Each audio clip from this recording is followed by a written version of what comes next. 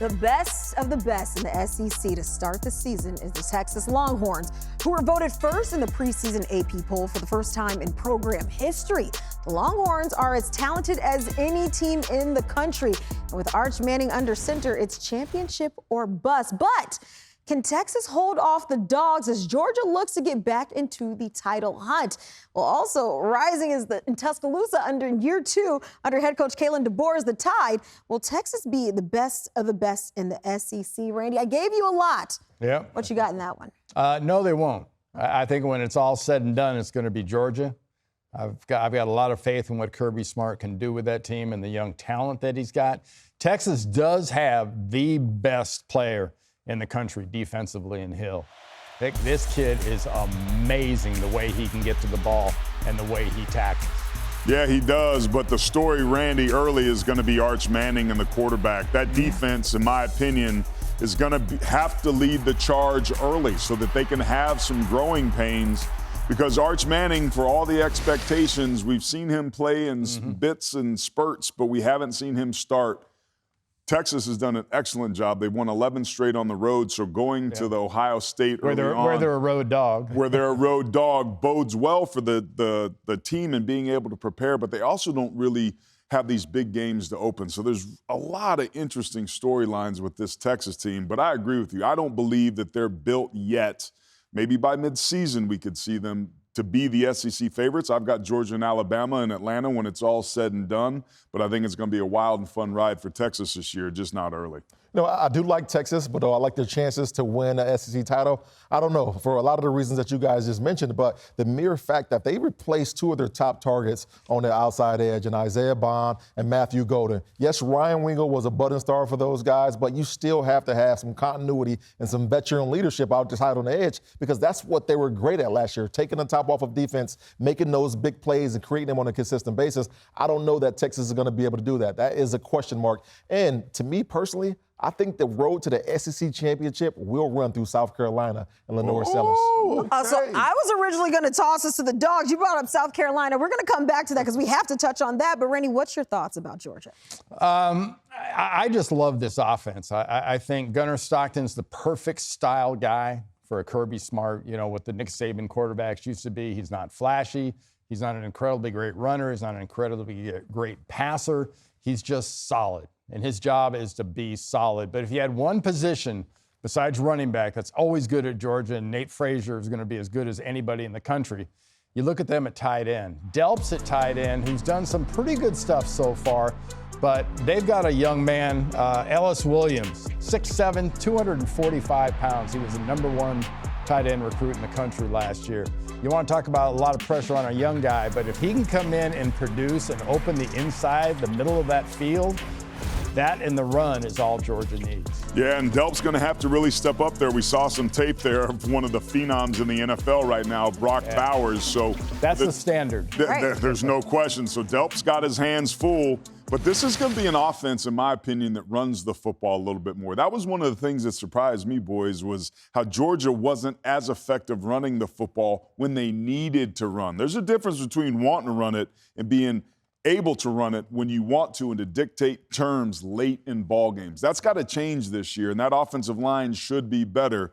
When you're breaking in a new quarterback, they've got some speed on the outside. I think you want to be able to do that running the football. You know, I love the way that they went out and attacked the transfer portal and got Gunnar Stockton some pieces to the puzzle to help on the outside edge. I love the fact that they went and got Zachariah Branch, the dynamic playmaker from USC, a guy that not only will help you on the offensive end on special teams, returning punts, returning kicks. He took a couple of them to the house, and then going and getting Noah Thomas from Texas A&M. I think they're trying to make a statement right now at Georgia that they're going to be all in and doing what it takes to win a championship right now. We're not waiting for guys to develop, but going out and getting those pieces to help immediately. Okay, Georgia trying to make a statement. How about the Alabama Crimson Tide, Randy? Are they trying to make a statement of their own this year? What's their identity now? You know, when Nick was there, you pretty much knew what you had with Alabama, the type of team they were going to be. What are they now? You watched them last year. They made the mistakes in key areas. They didn't have guys step up at key times. But you expect them to be strong in the offensive line, and they're going to be strong in the offensive line. To have skill position players, that can go crazy on teams, and they're going to have that in spades. Defensively has always been the big difference, and if Alabama can play up to the standard of their front seven over the last 5 years or so, that's how that team comes back. Yeah, and that's one of the ways that they really took a step back, in my opinion, was this defense. It got away from what we were used to seeing, which is just creatures on the outside edge that could be so disruptive up front. But when you look at that program, Randy, like, what's their identity? That was a big problem for them last year, was who are we? They're coming from Nick Saban, where you walked into that building and everybody, myself included, felt his presence, to now it's, everything's good and it's Kalen DeBoer's world and it was all love and hugs and kisses. It took some adjusting, but now that the players know what to expect from the coaches and vice versa, that culture is tight. Talk to Caden Proctor, who's going to be OT1 in next year's draft most likely.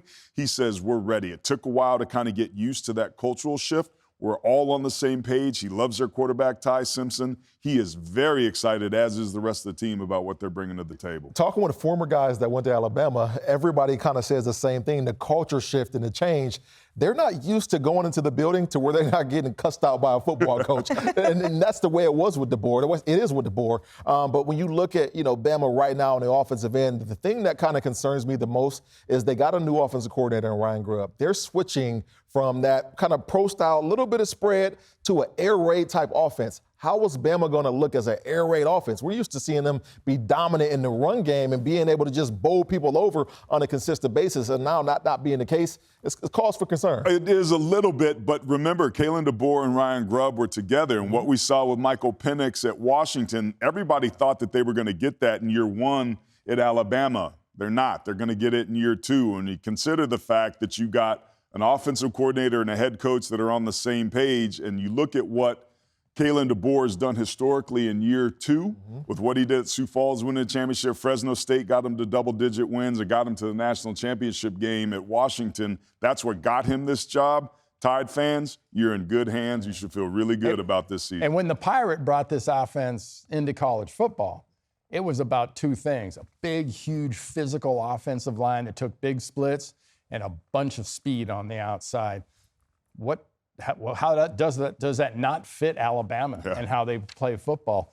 Fans should be happy about that change. Yep. Yeah, I feel like one thing that we can say, you guys brought up last year being identity, maybe some of those question marks that we might find some answers to this season, but I don't think that you have question marks when it comes to South Carolina this season. No, I do not. They answer every question for me and check every box. I love Lenore Sellers, a young freshman to come in and kind of set the world on fire. Over 2,500 yards passing through the air, 600 on the ground. There's only two other guys in the SEC that do that, Jalen Hurt and Johnny Manziel. One of them won a Heisman, so he's in good company. And then when you look at Shane Beamer and the way that he develops football team, we've saw this team get better and better each week last season. They probably should have beat LSU.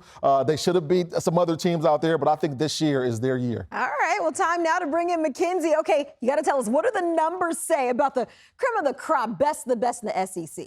It's a mess in the SEC this year, truly. I mean, you have Texas, who we do love, and for all the reasons you guys have talked about, they obviously have our best chance to win the SEC championship, to make the SEC championship, and then in turn go to the college football playoff here. Georgia and Bama starts to be such a tight race. You see Alabama just edging out Georgia here to go to the SEC championship. If they can win these certain key games on the road that they have, their schedule is slightly tougher than Georgia in that way because they have some of their marquee matchups at home. So this is the neck and neck you're going to see fighting to play Texas in Atlanta. But I would not sleep on any of these teams, as you guys mentioned. I think Ole Miss has such a favorable schedule. If they can play to the Lane Kiffin ceiling and the offense that they have, I wouldn't count them out here because we have them projected for 9 wins. They have an easier schedule, so they do have to win 9 games at least to compete with Georgia and Alabama in those tough schedules. But a lot messier here than you're seeing in the Big Ten, probably.